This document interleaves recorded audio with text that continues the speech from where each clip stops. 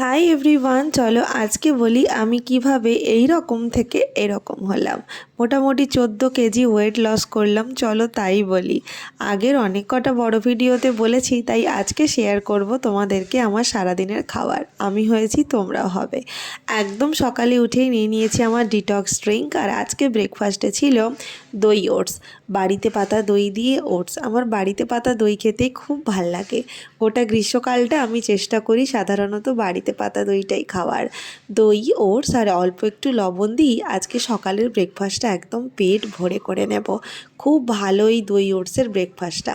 মাঝখানে একটা ফল খেয়েছিলাম, পেয়ারা, তার ক্লিপ নিতে ভুলে গেছি জানো। আর আজকে দুপুরে আমার লাঞ্চে ছিল রুটি আর পনিরের সবজি।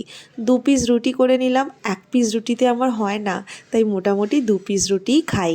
আর এখানে ছিল পনিরের সবজি, পনির, ক্যাপসিকাম, গাজর, বরবটি, অল্প একটু ম্যাগি মশলা দিয়ে এটা সটে করা।